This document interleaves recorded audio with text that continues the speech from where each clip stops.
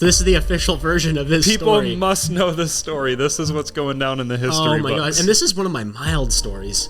And he's like, yeah, I was walking along. I saw all of its tracks, and the strides are like 7 feet long. And he's like, and then at one point you can see where it turned around, and it took its young off its shoulders and set it down. Today on the Sit and Bent podcast, we have Steven, the official cameraman for all the Grindhard Plumbing Company videos for over a year now. Yeah. So we're going to talk about Bigfoot, and we're going to talk about getting swindled in Malaysia and all those kind of things. So this is kind of the whole background and history of Steven. Let's start from the beginning, though. What is your first memory? Oh, no. You can ponder. Yeah, I'm going to have to ponder. My first memory? Yeah. I mean, that's a good place to start. I mean, like, I was like a small child at my first memory. You'll have that. You'll have that on these bigger jobs. Yeah, I don't really know. That's a good question. Well, where were you born? I remember being like a kid, like playing with Legos. Like building little cars, and we used to build like RC cars and stuff with Legos. They're actually pretty cool. Yeah, and you had full like rubber band guns made out of Legos when I met you. I remember that. I used to make bolt action rubber band guns with Legos. That was like kind of before YouTube was like super premium. Mm-hmm. Like there wasn't many tutorials and stuff. Like there were some videos, and I remember seeing this guy built like a Gatling gun with these rubber bands, and it had this that thread. Video. Oh yeah, it's sick. Yeah. Yeah. It had this thread, so like this motor would spool it up, and the thread would slowly unwind and pop off the rubber bands. But I remember being like, wow, that takes too long to reload. It's like, what if you had a bolt action system that you could like, pull it back, the rubber band would hook, and then you'd actually fire projectiles. Oh. And so I made releasable clips for this bolt action rubber band gun, all with Legos, and then I remember my mom getting really upset and being like, "You're denting all my cabinets." Like, so it was working well. It worked really well. It was surprising. Yeah, it'd get jammed, but it was a pretty good design. Well, where were you born? I was born in Spokane. Really? Then, yeah. Wow. So you're technically in Washington. I was technically a Washington boy. Did you grow up in Washington? Only for a few years, and then we moved to Spirit Lake when, gosh, how old was I? Maybe like 6 or something? 5 or 6. Moved to Spirit Lake and got my first like true winter experience. I remember like going out and sledding and trying to snowboard and all that stuff. So nice. Yeah. That's awesome. So what were your parents doing at the time? My dad was building houses, and my mom Spokane. was kind of all around, like mainly Idaho at that point. My mom was a ballet teacher, so Were you participating in ballet? Unfortunately, yes. So when you moved to Idaho, then what? Your dad was still building houses? Yeah, he just built houses, and I did a variety of different hobbies and crazy stuff growing up. I mean, I was running around in the woods like any Idaho boy, building forts, making tree houses, all that kind of fun stuff. And you were homeschooled always, even then? No, I was in public school for a while till like 3rd grade. And I always joke that I dropped out of school in 3rd grade, which isn't really true because I did do some curriculum. But at some point my mom's like, I don't think I can teach you any more math. And I was like, well, I'm good at math, so I should be fine. I did all the Idaho State tests, and I always passed. So you technically have your GED then? That's actually kind of a funny story because I was going to NIC when I turned 16. I was part of the dual enrolled program. Mm-hmm. And I did the local community college. Yeah. So I did a couple years of NIC, and then at some point I was like registered for all my extra classes. I was working full time, so it was hard for me to like do like a full load of credits for my degree. And I remember they were like, they called me and they're like, hey, we had to drop you from all your classes. Like, you don't have a GED. I was like, well, I have like a 3.6 GPA.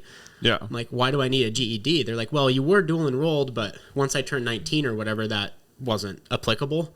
So they dropped me from all my classes, which was actually quite frustrating because I'd been like putting off my speech classes and all these other things. Yeah. And I'd finally been like, okay, I'm going to sign up for these. And I ended up getting like a bunch of swindly teachers because I had to like rush and go get my GED before they'd let me re-sign up for classes. And then I missed all the like good ones. So. Oh.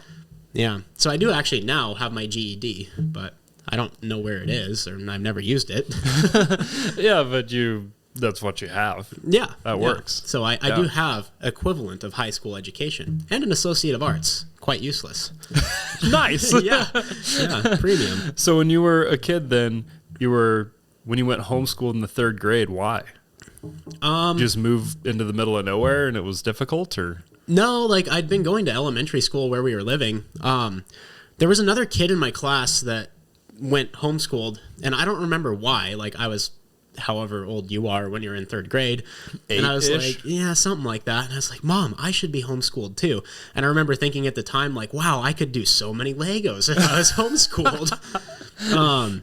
Yeah, so that's how that happened. She agreed to it because I wasn't that bad of a kid, but I was getting in a little trouble at school because like I was kind of smart, at least then. Like I don't know if I'm smart now, but I think you're really smart. Yeah, kind of in specific ways maybe, but yeah, so it just kind of worked out for us, and then I was homeschooled, and yeah.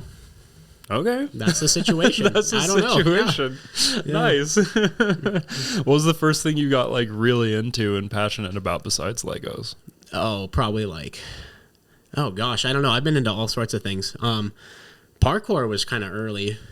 But I remember not knowing it was called parkour and just like doing tricks and being like, wow, this is so cool with all my friends. And like I'd been in gymnastics for a little while, so that kind of translated. That's how I met you, isn't it? Yeah. It was that parkour gym. Yeah. Yeah. Huh. Mm-hmm. It's all coming back to me. Is our friend Sam, who used to be on the channel a lot, I was at the same gym, and I've seen you around or whatever, but we didn't like know each other, and we both made dubstep music. So Sam was like, you got to meet this kid. He makes dubstep. And I was like, yeah, right. Like no one else in Idaho makes dubstep. I remember having that same thought in my head. I was like, wait, this guy's like DJing and making electronic music. I was like, no one else does that well here. Yeah. Yeah. I guess honestly, okay, that's a whole thing I didn't think about, but yeah, music was a huge part of my life. So you'd have already had to have been doing music way before then. So when did you start doing music? I think I was like 12, and I got a keyboard, and like the sample version of Ableton or whatever came with it, so I could only do like 8 tracks. And I remember like my dad got it for me because he's like, oh, you're gonna record piano music. And then I just remember, like instantly trying to make like synth sounds, and that's right around when I found like Skrillex and all of that stuff. So I immediately started making electronic music, and yeah, it was actually interesting. That progressed quite a bit for me. I remember getting like resident DJ offers and then having to be like, bro, I'm 16, like I can't move to Vegas right now. Yeah. But yeah, you had a similar situation though. Yeah, I did move to Florida for a resident DJ job that ended up being a looser concept than it actually was. No. Didn't really pan out like it did on paper. No, this guy was basically like, you're going to get paid this much a week, you're going to do 3 shows a week, and then you're going to remix artists for my label. He had a label and other artists that were released on his label. I thought it was all legit. He sent me contracts. I signed the contracts, moved all the way to Florida the day I turned 18. I showed up and I was like, where's your club? And he's like, I don't have one yet. Oh, no. He's like, but I'm building a club, and I figured if you were here, you could help me. Oh. And I was like... So you got swindled. Yeah. Yeah. And so I showed up there with all my gear ready to go, thought I had this good job lined up. I mean, it was paying, like, it wasn't like too good to be true. Like, it was definitely a starving artist situation. But I was like, oh yeah, let's go. Like, and the blog, I mean, it was called Dirty Decent. It actually had like a lot of views, and like they had artists signed under their label, and they were releasing music on iTunes and Beatport, and like, at the time, it wasn't quite as easy. Like right now, you can just, pay $20 and get your music on iTunes. Yeah. You used to have to it was a process before. Yeah. So I was remember, oh, sweet, I could get my music on iTunes. Yeah. Like, let's go. And I showed up, and it was basically all a lie. And he did end up giving me like 1 or 2 gigs, but yeah, that was not what you were promised. Yeah, exactly. Yeah. So it's a good thing you didn't sign up for any of these resident DJ things. Yeah, I avoided all of that. I did have some exclusive releases with like dubstep.net when they were first starting, which was kind of cool. And they were huge. They were the biggest thing. Yeah, well, they weren't that big at first. Like, because I remember think his name was Jason Winter or something, reached out to me on Facebook or whatever, because I was big on Facebook then. I was trying to promote music on Facebook and SoundCloud. And he reached out to me and he's like, hey, like, we want to exclusively release one of your songs for when we reach 10,000 followers. Really? Yeah. You're that early? It was really early. Holy smokes. I didn't know them until they were like at 80 or 90K. Okay. Well, now they're at like over 1 million. Like they have like dubstep.com. They have like all the drum and bass stuff. I don't know where that sits now. I haven't looked into that in a long time. All I know is Skrillex cut his hair. Skrillex cut his hair? Yeah. I know he released a new album and it was pretty cool. Yeah. Did you listen to that? Yeah. Huh. Oh, yeah. Yeah. Really good. Yeah. Zed's new album's awesome too. But oh wow! See, I need to get caught up. I've been mainly listening to like blues lately. Ooh yeah, like, heavy metal, that kind of stuff. Yeah. Well, we gotta make a heavy metal song for the movie that we're gonna make through Grind Hard. But let's get back to your progression. So when did you start playing music? Because I started pretty young. Like I think I got my first piano when I was 5 or 6, and I did lessons for a while, and then I was like, this is kind of freaking stupid. I was like, they're like, oh yes, play Mary Had a Little Lamb, and you have to do it perfectly. And I was like, bro, I want to write music. Yeah. And I did at one point have a piano teacher that was like really willing to accommodate that, and she really helped me like kind of learn music theory from more of a creative stance.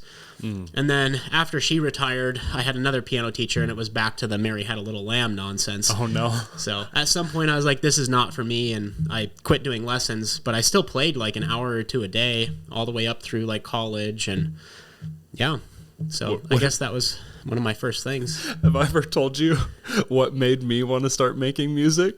I don't know if you have. It's the funniest thing ever. So, Freaky Friday? Oh, no. You want like when they did the girl band at the end? Yeah, the like, remake. Yeah. And they're like all like, I don't know, like that's when I was like, oh wow, girls are premium. It's like, girls are premium. It was like eye-opening for me. I was like, oh cool, like I should be in a rock band with some girls. This is what I was thinking after I saw that movie. Oh, and what a plot twist. Yeah. Now you build cars with dudes. Dude, that's funny. So Pink Slip was your first inspiration. Yeah. Wow. And I had a crush on specifically the bass player. She was like goth. I was really into like goth and emo girls at the time. Dude, you and I had the same taste then. It was like the black bangs. Yeah, cut sideways with like purple, whatever you got. Yeah, I was into it because I was into that kind of music. And so, but yeah, I had a crush on the bass player. And so when I walked out of the movie, and one of my friends had just started playing guitar and he was getting good really quick. And I tried a lesson with his teacher and it just didn't work for me. But then I went to a different place and my guitar teacher was Doug Bond. And so he was like, Doug Bond. It's like James Bond, but Doug. James Bond, but Doug. And I was like, heck yeah, I like this guy. It doesn't have quite the same ring, but I like it. And so he wasn't trying to tell me chords or structure or anything. He was like, what song do you want to play?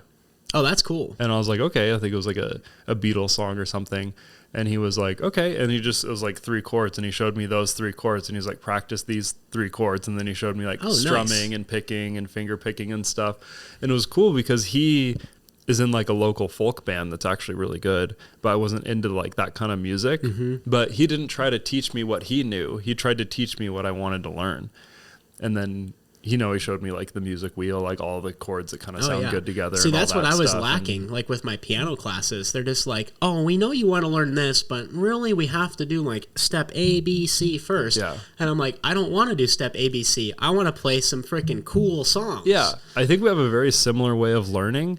And we're both like very self-taught. And I guess you might have not had that proper hatred of high school since you never did high school. Yeah, no, I never properly hated high school. You would have though, knowing you. Oh yeah, I would have gotten in trouble. High school's the worst. Yeah. Although I was actually pretty good. I was pretty straight edge until I was like 18 or 19, right around when I met Sam. And then I was like, oh wait, like we can go climb water towers if we want. And like I remember climbing those radio towers on top of Canfield and being like, wow, this is premium. I can see the fireworks so well from up here. That was one of the first time I flew a drone.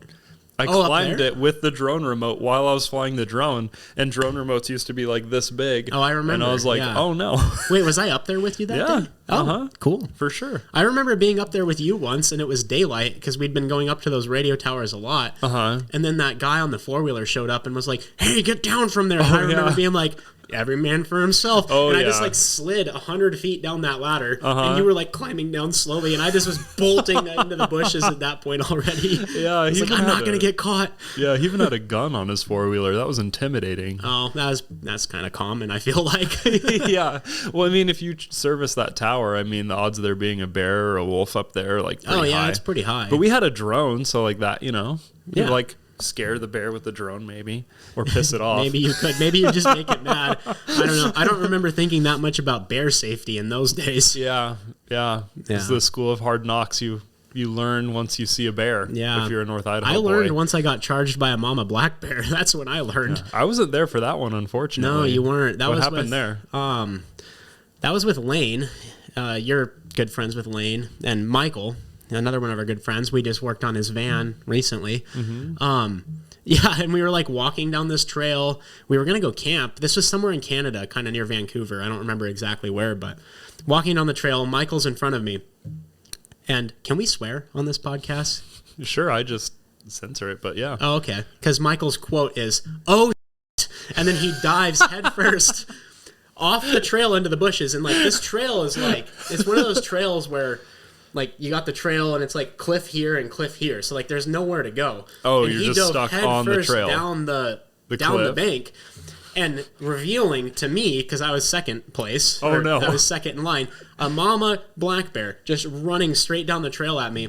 And I just remember Lane being like, what do I do? What do I do? And he's right behind me. And I'm like, I don't know, bro. And I was like putting my hands up and like slowly walking back. And the bear stopped like very close to me. Like, oh, no. Like not quite like touching distance, but close enough that I was like smelling her breath. And I was like, oh, no, this is not premium.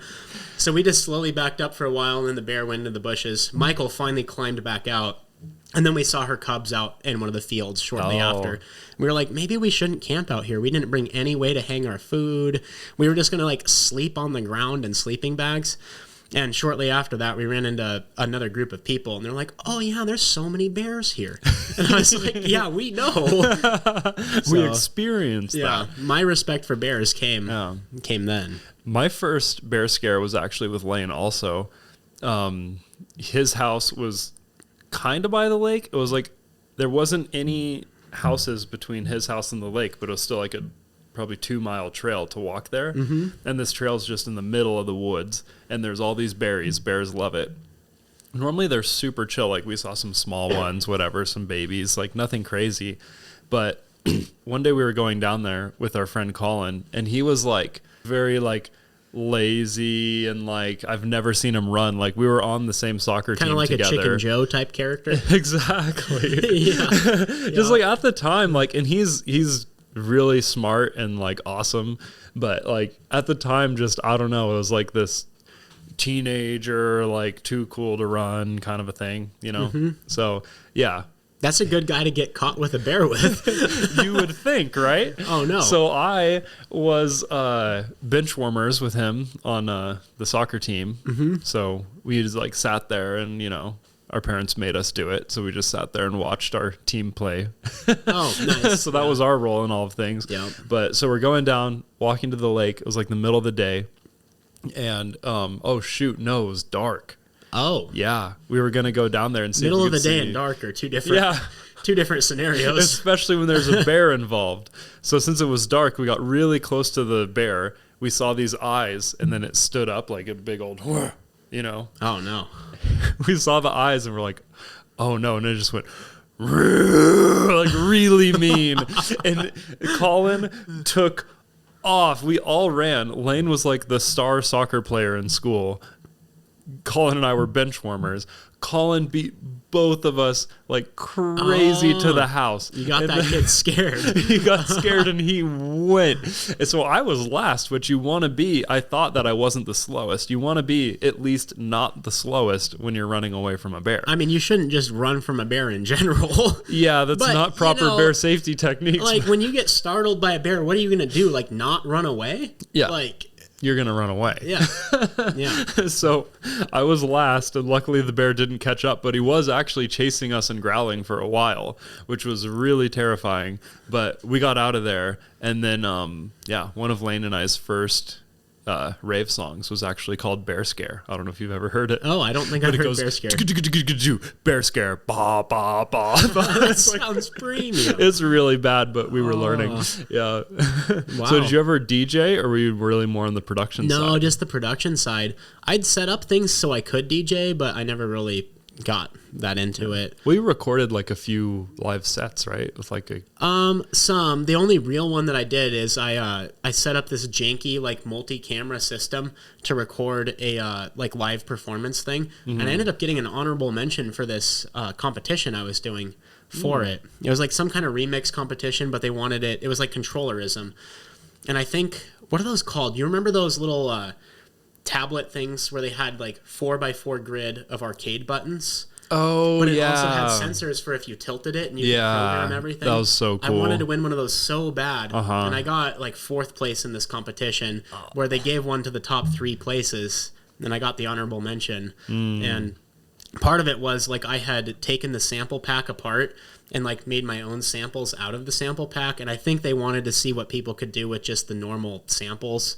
And I made like an entire custom set. I've made the same mistake before. Yeah. And I did a bunch of like glitch hop type effects and all of that stuff. And I think they were really wanted more like electro or dubstep style. Yeah.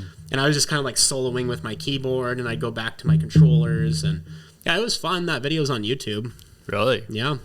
I still think you should do what were you going to call your piano channel? He was going to start this piano channel where he just like basically jammed. It was like the hippie. Oh, the piano hippie. Yeah. Unfortunately, that channel still lives on too. So if you guys want to see what I looked like when I was like 17. Oh yeah, you had a fro. Oh, I had a fro. Yeah, that's before I got dreadlocks. Yeah. Like my life went downhill after that. Like started getting dreadlocks, and then I was like, wow, traveling is great. Let's go back to the chronology. The chronological order. See, that's tough. But there's a name for that though. Timeline? Yeah. So I think we've got to the point where you're like, where were we? We kind of went off. I really don't know. We've been on a lot of tangents. So you did the piano teaching, and then you got the new piano teacher, and so now we're probably in like the 6th grade-ish, 7th. I don't even 12, 13ish. I don't even know, man. Just like, all blurs together. It's all blurred together. Like, after high school and college, that's kind of where my story it's skipping starts. over a lot of stuff, though. Oh, it's skipping over a lot. Like my whole lacrosse days, that was really interesting. You played lacrosse? Yeah, dude. I was a sports ball guy for a minute. You were a straight up like jock guy? No, not really. Like I was the homeschooled kid that got let onto the high school team. Oh. And at the time, I think I was playing for Post Falls District or something.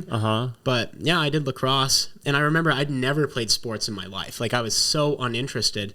And then my mom was like, I think she gave me an ultimatum, like, you're either going to do this or this. I don't remember what the other thing was, but I was like... Worse than lacrosse, I'm assuming. Yeah, I was like, well, I guess I'll do lacrosse, because I had a friend or two that were playing lacrosse. And I was like, this seems like a kind of a fun sport.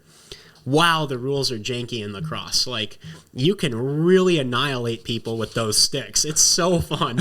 Really? And, like, I'm a pretty small dude. So they'd always put me in midfield because, like, I was pretty athletic. I was doing triathlons, like, running, so doing, you're like kind of a running. Run and pass kind of person. Yeah, I was like a midfield person. So, like, I'd sprint to one end of the field and sprint back and, so I was quick, and I could dodge everybody, which was really fun. It's like extreme dodgeball with consequences. Pretty high consequences. You don't really wear pads, right? No, you wear pads. Like, you have full, like, mouth guard. Like, it's like football, kind of. Oh, really? Even have helmets? Yeah, you have helmets. I've never seen lacrosse. Yeah, and it's amazing because you have the sticks, right? You have to get the ball in the sticks and cradle it, and, like, you can run with the thing. But the rules are insane. It's so much fun. You can jab as much as you want as long as you're aiming for like their ribs and hands and that kind of stuff. Like you're not really supposed to like smash people. It's but like you can Fortnite, just you can poke the hell out of people. It's so much fun. It's like I would just like sprint up to people, and I'm this little guy, so I could just like run under the shoulders of everybody else, and I'd go up to people and just be like pop, pop, pop, pop, pop in the ribs and like smashing their hands, and yeah, it was really fun. Okay. But I'd always get pushed out of bounds. That's how they'd take me out. Oh, because you're so small, they just kind of they just kind of shoulder me and push me out of bounds. Yeah, it was fun. I actually made goals. I was actually pretty decent. Nice. But then I stopped doing sports ball and got back into parkour. Yeah. Or maybe that's when I got into parkour. I don't know. The right timeline's a blur. Like, when did you start learning how to code and like making? Oh, I was like 14 or 15 when I started doing that too. How did that start? I don't know. You was genuinely interested in like everything, or I think I took like a class on it or something. So like I was homeschooled, so my mother was like paranoid that I was going to be socially awkward and like all these type of things. Yeah, you kind of were when I first met you. Oh yeah, I certainly was. Yeah, I've now you're like the most social person I know. Oh yeah, but when I first met you, you were kind of like, I was like it took Sam like, because I was kind of like that too. Sam like forced us together. He's like, you guys are going to be best friends. Like, yeah, and then we pretty much were. Yeah, like, exactly. Yeah, I started learning to code. I think I was like 14 or something. I made some like really basic two-dimensional video games. And then at some point I got a computer and like a computer of my own, and I downloaded Unity when Unity was like kind of in its developing stages. And I started learning 3D programming and stuff, and that never really went anywhere. I remember talking even to you, like, because you were doing some modeling and stuff. We were like, let's make a game together, and then realizing we bit off way more than we could chew. Yeah. To actually make a cool video game, you either got to dedicate many years and many hours, or like have a team. Yeah. And I didn't really know coding to like the level I needed to know it for that. Our video game, though, the tank could like drive around the world and shoot. That was cool. Yeah. Yeah, it was pretty cool. I remember trying to program planetary physics, and I was probably like 16 or 17, and I was like, wow, gravity's more complicated than I expected. Like, I was like doing all these math codes, and I eventually put together a rendering of just like a singular planet, and I just had these little orbs that would orbit it, and you could click on the screen to put an orb in place, and it would orbit the planet. And I could adjust like the velocity and stuff. I was just trying to dial in like the math for it, because I really wanted to make a game that was like different planets that would orbit each other, and then you could fly around with a ship and, you know, fight other ships. But then I thought it'd be cool if like as you got closer to other planets, like the gravity would kind of pull you in. Yeah. So like the strategy of the game would be you could like fly from one planet's orbit to another and like kind of use it to like slingshot yourself back around. And that is so much more complicated than you would think. There are games that do it now, though, that are really good. Oh, yeah, it's impressive. Yeah, but they have like 100-person developer teams. Yeah, and they actually probably know how to do math. Yeah, like, they can consult. Yeah. They have the money to like consult an actual like physicist and be like, all right, how does this work? Yeah, exactly. Yeah. So, yeah, I don't know. I dabbled in a lot of different things. Then I got into photography, which kind of ties into where I am now. Yeah. But when did that start? Through parkour stuff. Yeah. Because everybody had cameras. I don't know what it was about the parkour kids and cameras. Everyone had Canon T3Is, and I actually bought Ethan's old Nikon. Was my first camera. It was like 16 or 17, I think. And I think it's because the parkour community was born by the viral videos. Yeah, and that was early on like YouTube. Part of it. Like every single person in the parkour community like had a camera, made videos, uploaded them to YouTube. And I think too it was so popular the videos are actually doing pretty well. Yeah. Like I had like a bunch of friends that were actually like making money on YouTube. Like that's one of the first, I mean, I've always been like a huge fan of YouTube. Oh, but that was like the first time I've heard of like normal people, like peers, people my age, making money on YouTube. But actually one of the first monetized channels ever was Destry, and he went to my high school. Oh, really? Yeah. Oh, that's pretty interesting. Yeah, so I was like, so I had some kind of early exposure to that, but definitely super true. Like, it's like if you're a dirtbag guitar player, like if you don't have any money, but you have this really nice guitar. Like all the parkour kids saved all of their money for cameras, lenses, and just traveling state to state to do like parkour with different people. It got brutal, dude. I remember like, so you and I worked on that, the Missoula gym a little bit with Kent Johns, Mikey Graff. Yeah. Well, first, since we're Micah. so close to like how we met, we made music, we did parkour together. I moved to Florida for a couple years, but when I came back is when we were like building the gym together, making documentaries together on that parkour gym. So this is really where like, that's really where everything us starts. Working together takes off, even though Grindhard didn't exist yet. So that's what I wanted to clear up. Now we're at the gym. So we have this nice jumbly timeline up until that point. You hitchhiked there, right? That was your first time hitchhiking? You should tell that story. That came a little later. I'd hitchhiked a few times before that point. Oh, really? Yeah. Why was I I'm trying to remember now. I know why I hitchhiked to Missoula. It was just for fun. Yeah. But when was the other times, I think like my car broke down once and I like needed to go get my phone or something. I don't remember, but so I'd hitchhiked a few times. Yeah, why the heck did I hitchhike to Missoula though? I think it was just for fun. Wasn't it to go to the parkour? It was for one of the Fools Jams. Yeah. Yeah. And I think so what happened there? I don't know. I had a car and I had friends going there. I think I just wanted to see if I could beat them because I had the whole day off or whatever and everyone else was going to leave in the afternoon. I was like, well, I want to get there. Yeah. But I didn't really want to drive my own car there because my car was pretty janky. Yeah. Every time you tell this story, it gets like hyped. I get more and more, and it's the best story. So you should just tell the whole thing. Bigfoot guy was an interesting character. Let's just hear all of it right now. Let's once and for all. It's being recorded. So this is the official version of this story. People must know this story. This is what's going down in the history books. God! And this is one of my mild stories. Yeah. So like I had a skateboard and I skateboarded to the freeway.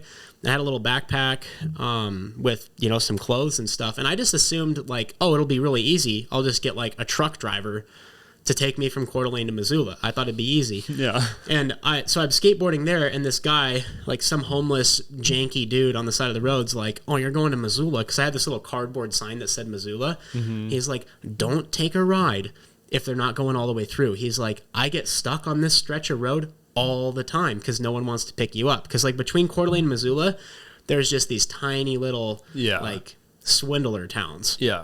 So what do? The first guy who stops to pick me up goes, I can take you as far as Wallace, and I go, okay, and hop in his truck. It's not far at all. Yeah, it was not very far. That's like 10 miles, 20 miles, not even that much. Yeah, something like that. Like, so I didn't make it very far.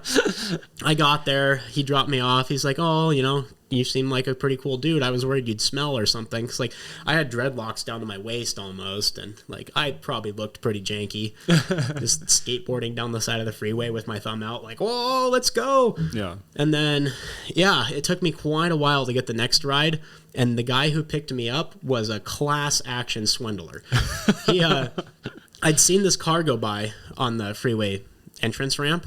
And he took the next exit. I could see it because it wasn't that far away. Mm-hmm. Circled back around and then picked me up. And he was with his sister. And so I climb into the back seat. And he's like, oh, yeah, well, we're going as far as like Mullen or somewhere. He's like, I can give you a ride there, but we have to drop her groceries off first. And I'm like, oh, cool. So like we go to her house. I help them carry in all their groceries. And then we jump back in his car. And he's like, I don't remember what he said. It was either something like I need to check on my goats or like something. But he's like, yeah, like so you can come see my off-grid cabin. So now I'm like alone with this like really weird dude. There's like a shotgun in the back seat next to me. Mm-hmm. Well, I guess at that point I was in the front because we dropped his sister off. But yeah, like, like what you'd expect of an Idaho dude. So he shows me like, gives me this whole tour of his off-grid area, and like I didn't get weird vibes from this dude. He was just friendly and like actually wanted to show me his goats and chickens and stuff. But I was like, yeah, man, like I'm really trying to get to Missoula, like maybe we can get on the road. But he's like kind of like just going around his property. He starts like pulling weeds and stuff. I'm like, he's just like, gardening he's just, while like, you're there. Gardening. I'm like, dude, like I gotta get to Missoula. So finally we get back in his car and he takes me one more exit up the road. And then I was there for a long time. So this whole experience, you only made it a handful of miles. Yeah, I didn't make it very far. And it had been hours, like hours, dude. Oh, no. But the next guy who picked me up was actually really chill. It's like some Middle Eastern dude in like a Mercedes or something. It was a nice ride, and he was really nice. But that's where you've heard the Cheetos and Pepsi story, right? Cheetos and Pepsi. I don't know why it's so funny to me and Michael, but to me and Michael, it's the funniest story ever. This guy is like, okay, I just need to get gas. So we pull off at the next gas station. He's like, you want a snack, bro? And I was like, yeah, I'd get a snack. And like, he's like, I'll buy you a snack. Because like, I really looked like I didn't have any money. Like, I could have afforded a snack, but I was like, cool, if this Mercedes driver wants to buy me a snack, cool. He's like, okay, well, I'll get you exactly what I'm getting. He's like, Cheetos and Pepsi, it's the best snack you can have, or something like that. And like, so now that's a joke between Michael and I, that Cheetos and Pepsi is the best snack ever. So anyway, I eat Cheetos and drink a Pepsi with this guy, and he pulls off at another exit. Next person who picks me up is my favorite personal person from this story. Oh, like, no. Rusty Ford pickup picks me up. He's like, hop in. And I'm like, hey man, my name's Steven. He's like, yeah, we just like don't really have time for that chit chat or whatever. He's like, I'm only going up another exit. I just figured I'd give you a ride as far as I could. I'm like, oh well, thank you. Then he looks at me and he goes, don't look my dog in the eye. It's part wolf. So I start laughing because I think he's joking. No, this guy is dead serious. He's like, so I'm like giggling. He's like, looks at me like dead in the eye. He's like, I'm serious. I was like, oh no, like who am I with? And then he proceeds to tell me all these Bigfoot stories and how his cousin's been abducted by aliens, like just going off. I was like, holy smokes. That was the longest couple miles of that road trip. Wait, you should get into the stories a little more. Oh yeah, his story was actually legit. It's the best Bigfoot story I've ever heard personally. Like, I don't really believe in Bigfoot. I've been everywhere in the woods. And I don't think Bigfoot's a thing. Maybe we just don't know what to look for. Yeah, I mean, well, I think we do know what to look for. Big ape guy. But what if it's like different than that? Because you know the whole Christopher Columbus thing? He sailed past this island that was like, what do you call an island of people that like haven't been exposed to like modern things? Like a tribe? Well, yeah, it's a tribe, but there's a name for it if they haven't, because there's also tribes that have iPhones, uncontacted. Uncontacted. Yeah. So sailed past this uncontacted tribe, and then they came back later and actually like got to know these people, talked to these people. Yeah. And they communicated that like they'd never seen them before. And they're like, but we sailed around your island with like these giant white sails, this big boat, like we saw you had to have seen us, but they didn't see it. It was like so far from the realm of like comprehension. Oh, that they just couldn't even like comprehend what it was. So essentially like to them it was just like a cloud. Story. Like I wonder that all the time. Like, I mean, Bigfoot, aliens, all these things. It's like, is it just so far from like anything that we understand? Like it's just like right in front of us. I don't know. This guy acted like he understood, man. Oh, okay. He was telling me he's out like, I think he was hunting squirrels or something like something. Yeah, very that's Montana. What one does when you see Bigfoot. Yeah, exactly. And he's like, yeah, I was walking along. I saw all of its tracks, and the strides are like 7 feet long. And he's like, and then at one point you can see where it turned around and it took its young off its shoulders and set it down. And then there was 2 sets of tracks, one smaller set of tracks. And I was like, this guy is way too waxy to just make this up. Like maybe he really saw those tracks. Yeah. Or maybe he had one weird squirrel meal before that. I'm not sure, but yeah. Or ate some of the mushrooms magic. Yeah, he might have. Yeah, he might have found some kind of mushrooms, but I don't really know. So that's it. Just that was his whole story. Yeah, and he was going on about. And then did he keep looking for it, or that was it? He just knew that he took his. I don't remember what he said shoulder. at that point. Like I was kind of concerned because there's like this wolf dog breathing down my neck, and like I was like thinking like, okay, I have a pocket knife and a skateboard. Like if this guy tries to take me to the aliens or whatever, like I can like hit him with a skateboard, I guess. But yeah, I was like, I don't know. I wasn't really concerned for my safety because like I feel like I get along with like everybody and it's all like pretty chill. But yeah, so then he dropped me off, and then my last ride to Missoula was actually the clerk that had been working at the gas station, and she was going to Missoula to pick someone up from the airport and pulled over and picked me up, gave me a ride all the way there. And then I remember just like skateboarding the last little bit into the parkour gym, and everyone's like, "You skateboarded here?" And I was like, "Bro, you won't believe how I got here." I saw someone's house, and he tried to hire you after that, right? The guy in the cabin that showed you his goats. Oh yeah, the off-grid guy. He's like, "Yeah, when you come back through, if you want to like help me take care of goats." I'm like, "I'm not really trying to work on your off-grid cabin, man. Like, I'm trying to do fun things." Oh no. Yeah, that was interesting. That was kind of like where my adventure travel stories started in a way. Yeah. I think at that point, oh man, my bicycle trip, that was a whole... Yeah. Once you get the bug for it, it kind of draws you in for a long time, especially if you don't have like a super clear direction. Like, like I'm going to go to this school and be a lawyer or whatever. It's like, if you're just like, oh, I'm hanging out doing parkour, like, let's go on an adventure. Yeah. Like, I felt like I was kind of in the same like headspace of life for a long time. That mindset is addictive. And yeah. So I guess like, I'm trying to remember if it was before my hitchhiking experience there or not. My bicycle trip, do you know when that came in? Yeah. That was after that? Yeah. So I must have been pretty young when I hitchhiked there. Yeah. I don't know. I think the bicycle trip might have been before, because I moved out of my house on a bicycle before I lived with Michael. So that would have happened before. Oh, okay. Okay, so I already had experience with these kind of swindlers. But yeah, I literally, after I got my degree, I moved out of my house on a bicycle. Like, I put everything in storage. My car wasn't working.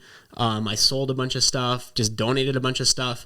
And then when my lease ended, I like literally rode a bicycle away from that house, met up with a friend, and we rode bicycles all the way from Coeur d'Alene to the Oregon coast. How many miles is that? Like 700 and something. No. And I couldn't... Very, very unprepared. It's not like you were like a team of cyclers and like divvied out your way. No, there was no support. I had like $200 to my name. I didn't have a stove. I didn't have a tent. I had a sleeping bag and a tarp and a little janky rack on the back of my road bike. And I put on some like little beefy tires. I was like, oh, I can go anywhere with these. And I remember like 7-8 flat tires in being like, I am an idiot. Like, why did I think I could just do this? But yeah, so we rode all the way to the Oregon coast, sleeping in tarps and eating beans out of the can and like... Didn't you eat like cat food too or something? No, well, I mean, I guess if you consider tuna fish in a can cat food, yeah. Oh, I guess I do. So yeah. So I remember, oh gosh, he filmed a bunch of stuff and he sent me the footage to help him try to make a video out of it. Oh. And I just saw this clip of Steven. He had a can of cat food and he had the lid of the cat food and he was like dipping it in and then like carefully eating like around the lid because he didn't want to cut I didn't want to cut my lips. You didn't even bring a spoon, homie. No, I brought nothing. It was so bad, but I did bring camera gear. How was sleeping in the tarp? It was great when it didn't rain. I remember like waking up in a puddle one morning and being like, this is dumb. I'm like, what am I doing? Like, why did this seem like a good idea? But somehow we made it. I would save my top ramen seasoning because we'd make top ramen. I would just like let it soak in cold water and then just be like, like, it's not that good. So you probably did this whole trip for like $20. It was pretty cheap. The whole trip was pretty cheap. We never paid for a campground or anything like that. We just would sleep in the ditch on the side of the road. One morning we woke up and like I woke up and I was like, man, I was uncomfortable all night. Like, obviously we didn't have sleeping pads or anything. Like we were like full dirt bagging. And I was like, why does my shoulder hurt so bad? And like moved my tarp and I'd slept on a pile of shotgun shells. I was like, oh, okay, that'll explain it. Like, oh no. Yeah, that was interesting. And then I remember my bike like was really breaking down by the time we got there.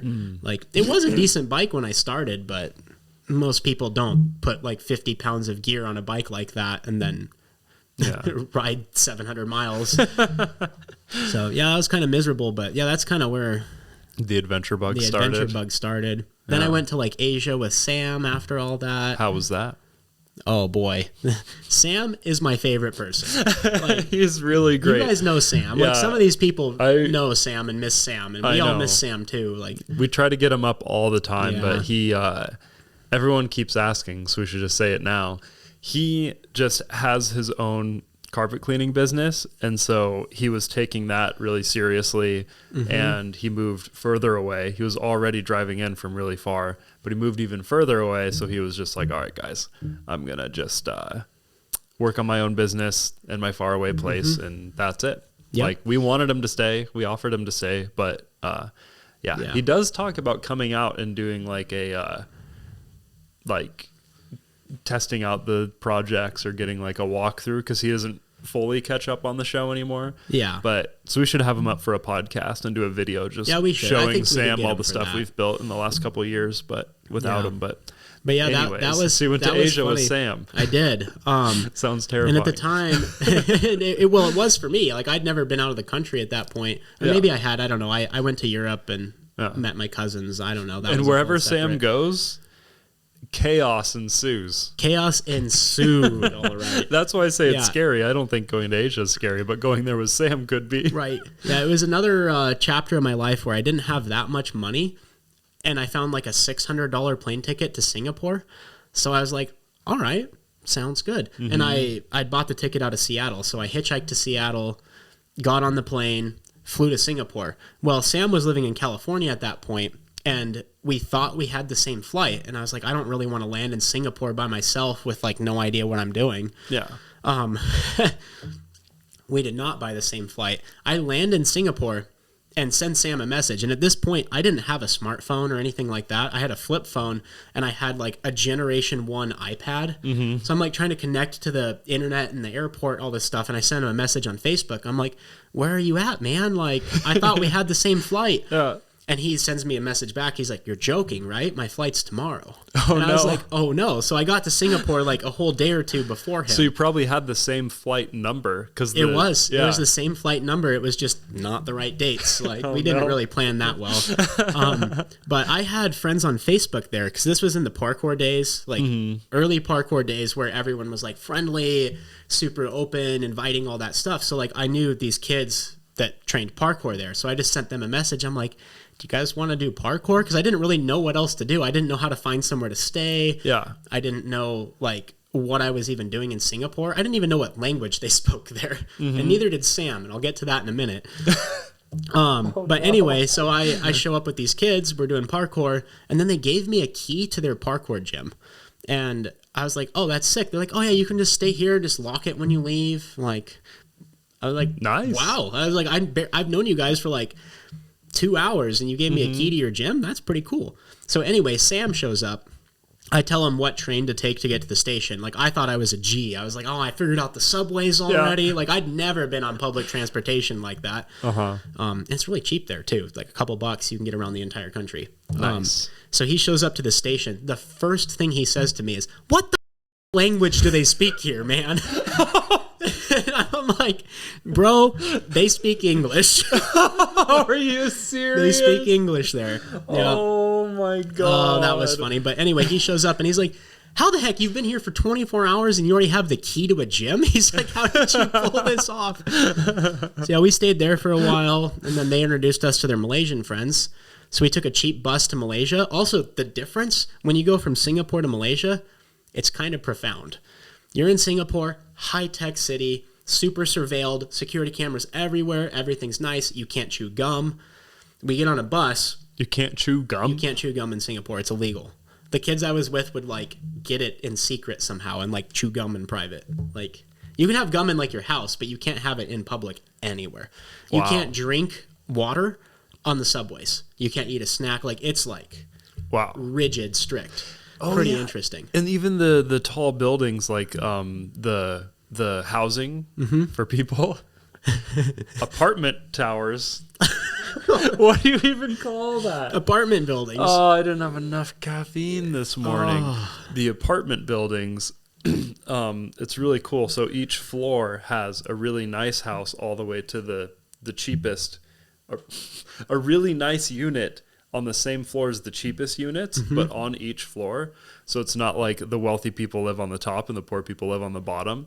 It's like you are surrounded and share a common area with people in different financial classes. Yeah, I think that's the case for a lot of the city, but not all of it. There's definitely some interesting stuff going on there. Yeah, but it's cool because it's it's such a small country that you can plan your cities in a way where you're like trying to add some equality to like people and like have, for sure. Like I don't know, it's like it came out of nothing so recently in the grand scheme of things. Well, they don't have any exports other than technology. Yeah. Like technology. And banking. Like cloud, banking, But that's where they get all this money from. But it's like, I don't know, it's a really cool social experiment. And like every time I get a chance to look up something happening there, it's always like a really interesting thing that you couldn't get away with in most other countries. But anyways.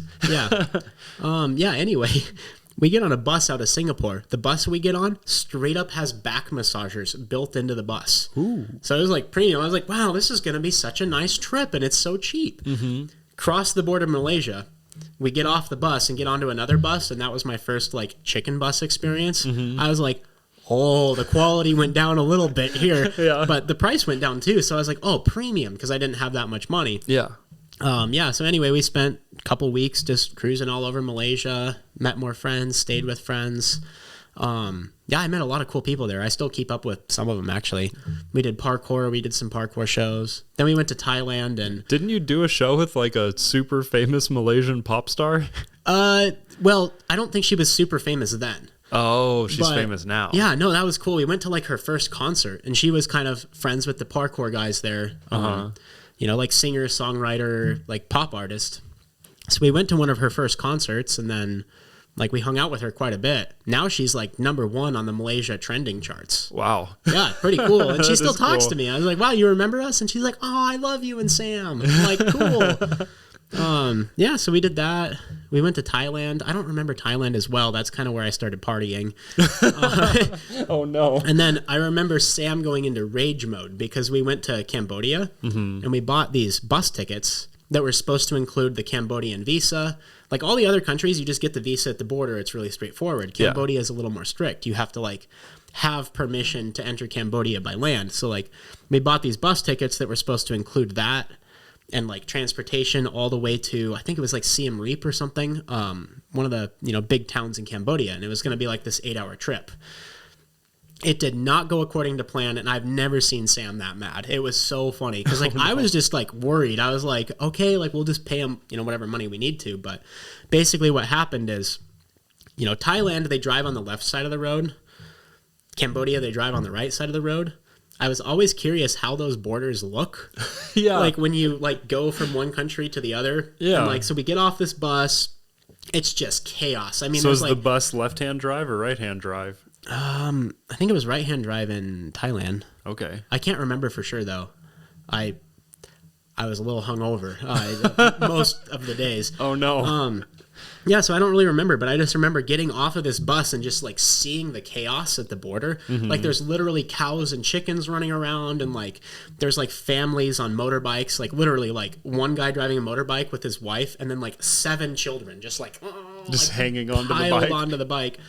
And I was like, wow, this is pretty cool. And then being like, now what do we do? We're just like in this chaos zone. So we finally like get funneled into this military building where they like do all the visa stuff, whatever. And like I had these tickets for the next bus. Mm-hmm. Well, we got to that bus and the guy took our tickets and then basically was like, you can't prove you had those tickets. He's like, here's how much they cost. So Sam already starts kind of raging when we have to pay again for this bus. Yeah. We finally get on the bus. It starts getting dark. This whole experience has taken way longer than it should have. And we're just driving through like these dirt roads in the middle of nowhere in Cambodia. And the bus just pulls over to the side. And then all the local guys get out and they start pulling everyone's backpacks and all their bags off the bus. Oh, shoot. And I was like, okay. I'm like, what are we, like, is this the town? I'm like, because I could see in the distance the city lights. And I was assuming that's where we needed to go. Yeah. Like, bus goes no further. Bus goes no further. And I'm like, okay. So we all get off the bus. I find my bags. The bus takes off straight towards those city lights. Oh. And I was like, oh, dude, we got swindled. We got swindled so hard. Oh, yeah. And then like 2 minutes later, like everyone's there. Like there's a couple other confused tourists and stuff. We were like talking to them, like trying to figure out what's going on. A few minutes later, all these tuk-tuk drivers roll in like a swarm. And they're like, $20 to town, which was more than the entire bus. Like the entire day. Yeah. And I'm like, we're not going to pay that. And I thought Sam was going to like face bash this guy. He's like, I'm not paying freaking $20 to get to town. He's like, I've already paid twice for these buses. And I was like, I was trying not to fight these guys. I was like, this is my first day in like a fairly third world poor country. I'm like, I'm not going to like fight the guys with the guns. Like, that's not smart. The tuk-tuk drivers had guns? Some of them did, yeah. Shoot. And anyway, so we finally like, I kind of like, Sam calmed down a little bit. We finally like, there was a few other stragglers who also didn't want to pay. And we all like got together and like just paid the guy money to take us to town and then had a great time. Cambodia was awesome after that. Until, well, this part's awesome too, but it was kind of swindly. You know, you can rent guns from the Cambodian military. I have heard that. Yeah, I think I've told you this story. They will let you throw a grenade. They will let you shoot a rocket launcher. It is premium. Is there like a feedback safety rating situation where you could like look on Yelp none of these things like, are online. Okay. It's not like strictly legal, so to speak. But what happened is we hired a taxi driver to take us to a military base because that's what everyone said you do. Because I was like, I want to shoot a rocket launcher, which I didn't end up doing, probably for the better. But at some point, like, and this...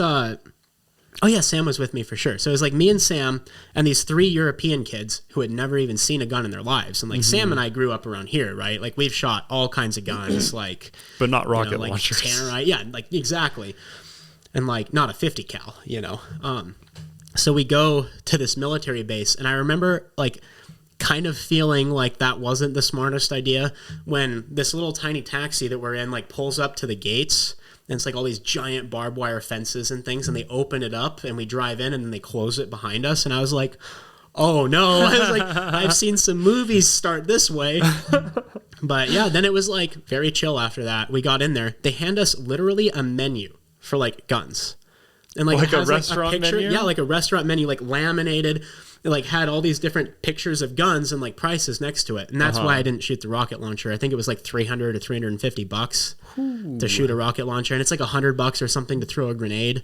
I was like, oh, I really can't afford this. I was like, and all the other guns, I was like, I've shot all these in Idaho. It's like, it's not that exciting.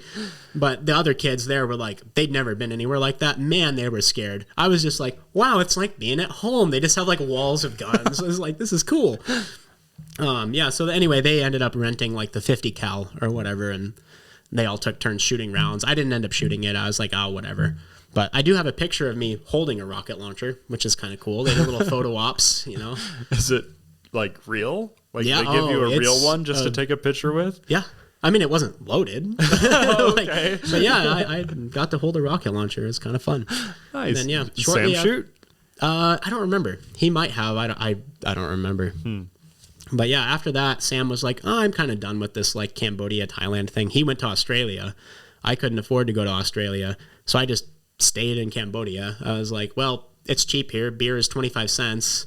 You can find a place to stay for $2 a night if you don't mind a little like water seeping through the ceiling. So yeah, I just stayed in Cambodia.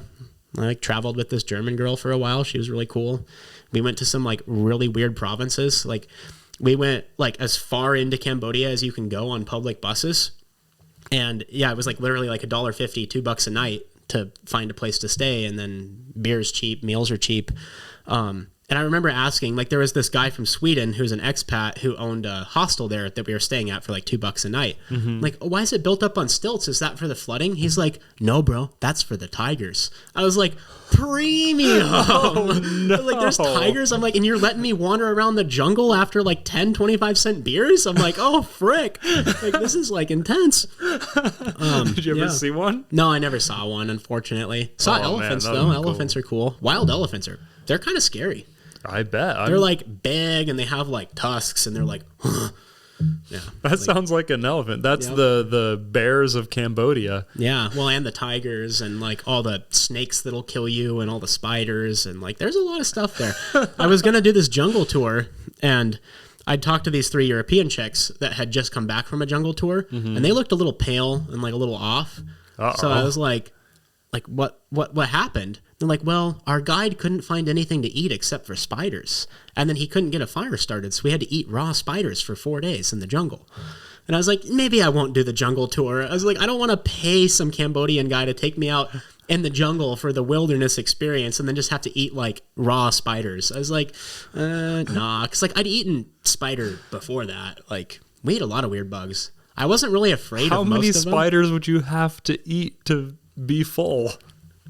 I mean, they're pretty large spiders. I don't really know. They were eating like big like tarantula type spiders. I think I'd just starve to death and just die Yeah, there. that's what I was afraid of, so I just didn't do that part.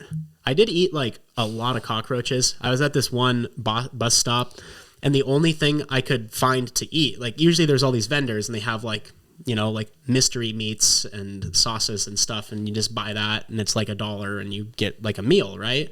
That's how I ate dog on accident.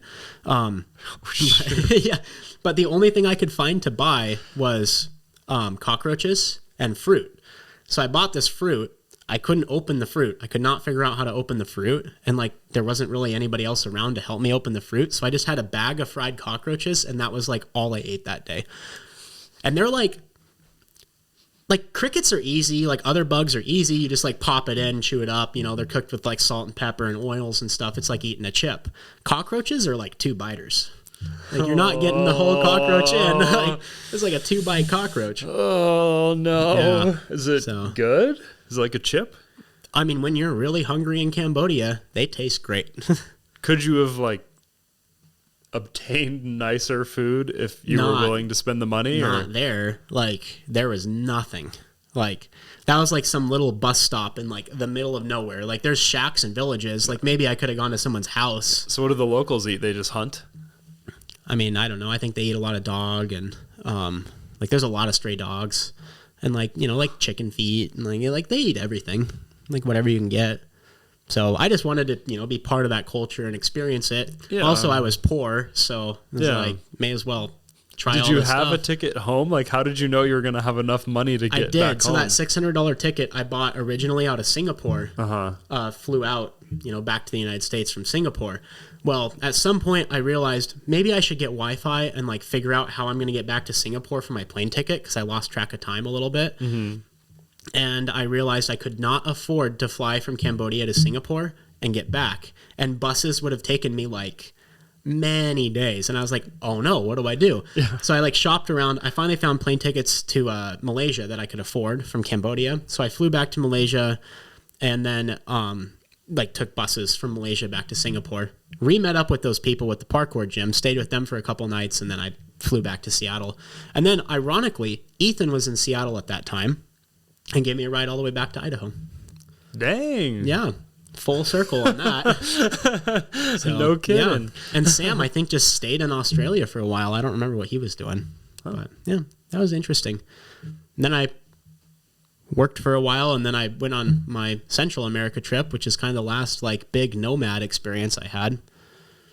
And that was kind of like supposed to be a photography trip, and then I ended up like getting a job bartending and just like stayed there for a while. Yeah. I was there for a good portion of that one too. Yeah, that was fun, dude. We went to Cuba, like Evan and I went all over the place there for a while. Oh yeah. Yeah, you're like, you know any surf Nicaragua? Beaches? Yeah, dude, Nicaragua. Nicaragua is like my favorite country.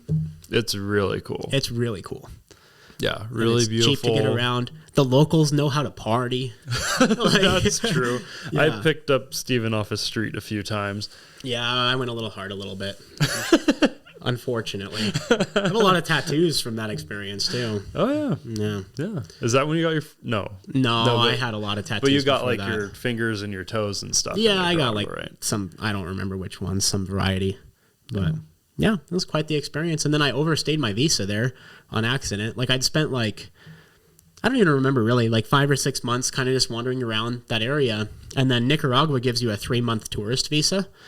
And I remember at one point being like, oh, I should turn my phone on and check the date. Because I knew it was like way after Christmas. Like I'd spent like Christmas, New Year's there. And I'm like, I think my like visa's going to expire. Mm-hmm. And I remember looking at it and being like, oh, my visa expired like a while ago.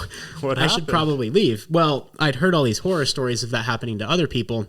And they try to like go to Costa Rica and, you know, like fly home or like go to Costa Rica and come back over the border to get a new stamp. Well, if they check hard enough, they'll give you like this massive fine, send you to Managua, which is the capital of Nicaragua, and you have to pay these fines and all of that. Well, when I realized I'd overstayed my visa, my first thing I did was book a plane ticket from Costa Rica back to the United States. And I was like, oh crap, how am I going to get over the border? Mm-hmm. So I remember going to San Juan del Sur, which is kind of in the south of Nicaragua, close to Costa Rica, and being like, okay, I'm going to just go to Costa Rica tonight. I'm going to deal with this. I brought $100 cash. I was like, I think I can bribe the guy. You know, like $100 there goes kind of a long ways. So I thought I'd be able to do that. Well, instead of dealing with it that night, my plane ticket was the next morning. I ran into friends and they're like, we're going down to party at the beach. Oh, no. Ended up staying another night in Nicaragua. Well, the next morning I woke up and I was like, I have a flight today. And I was like, I have to bribe a border official today. Like, this is bad. So, like, I didn't even put my shirt on. Like, I just grabbed all my stuff in my hands and ran out into the streets. I think it was like 6:30 in the morning. Trying to flag down a taxi. Finally got a taxi driver, and I'm like, Rapido, like, es muy importante. Like, we got to get to Costa Rica right now.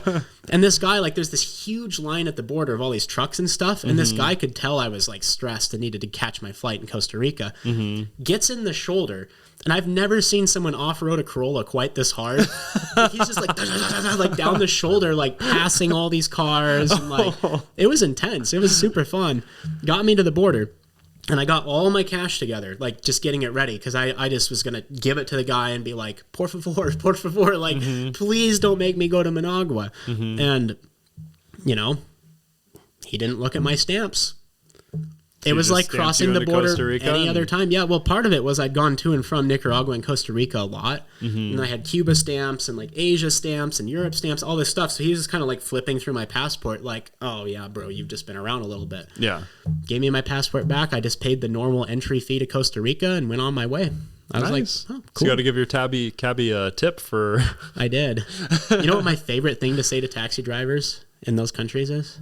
No. Mi español es solo bien para hablar con chicas borrachas. They'd always laugh and give me a better rate. For our audience that doesn't know what that means my Spanish is only good enough for talking to drunk girls. Taxi drivers love that line. Oh, yeah, it was quite the experience. Then you made it home. Then I made it home, met a girl, settled down for a few years, and then started with Grindhard. And then the girl ditched me, and now I'm with Grindhard. On a deeper level than you ever thought possible. Yeah. So that's Steven.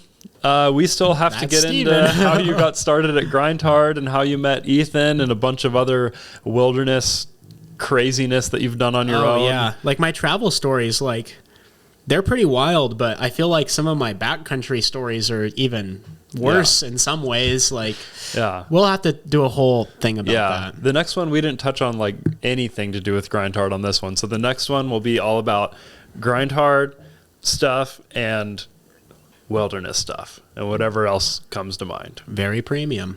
I'm sure things will come up. So thanks for listening to Scent and Bent.